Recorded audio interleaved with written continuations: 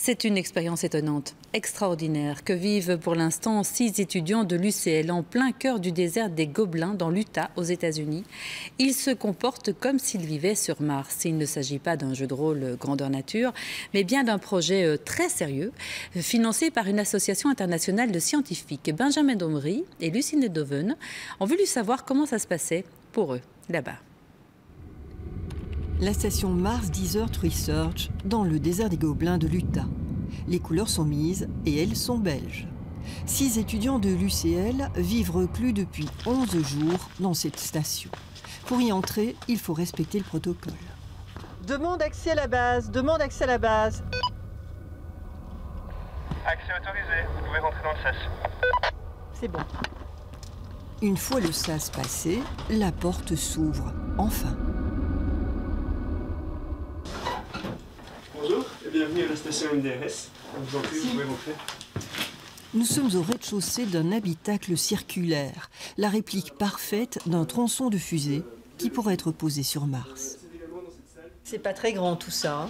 Hein. Non, effectivement, c'est même plutôt petit. Donc c'est une station qui fait 8 mètres de diamètre. Donc c'est environ 50 mètres carrés par étage. Mais évidemment, tout est rempli. Alors ici, on est où? Alors ici, nous sommes à l'étage. Donc c'est l'espace où on vit tous ensemble. Du rez-de-chaussée à l'étage, tout l'espace vital se réduit à 100 mètres carrés à la fois lieu de travail et de vie pour 6 personnes. La chambre, quant à elle, est minuscule. Elle n'est pas très confortable, elle n'est pas très grande, mais bon, au moins je vis comme un vrai martien, quoi. Une vie spartiate, même au niveau de l'hygiène. Les douches, par exemple, sont rationnées. Prends pas trop d'eau, hein! Ici, pour le moment, on consomme une moyenne d'une centaine de litres par jour. Une centaine de litres qu'on utilise à la fois pour hydrater la nourriture, pour la toilette, pour la douche. Donc pour 6 personnes, c'est vraiment limité. Niveau nourriture, par contre, ce n'est pas le rationnement, mais attention, simulation oblige, tout est lyophilisé. Par exemple, ici, on a des oignons, voilà.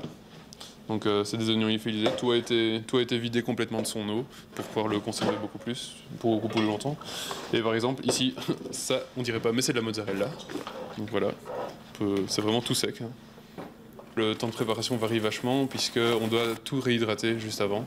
La majorité des ingrédients, c'est 2 heures de réhydratation, donc on doit s'y prendre très tôt pour le faire.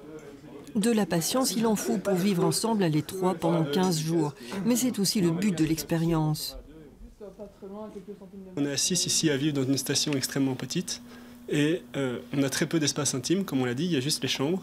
Et donc le but, c'est de voir, en cas de problème relationnel, comment on peut les gérer sans créer de conflits supplémentaires. Donc vraiment pouvoir rester une équipe soudée durant les 2 semaines dans cette petite station.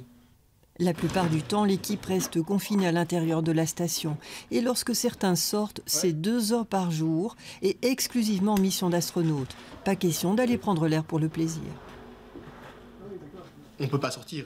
On est censé être astronaute en vraie simulation, donc on est tenu de respecter ça. C'est le principe, sinon on ne vient pas ici. Quoi. Alors à l'intérieur, Romain joue du banjo à une corde. Il l'a trouvé ici dans la station. Un oubli d'une équipe précédente.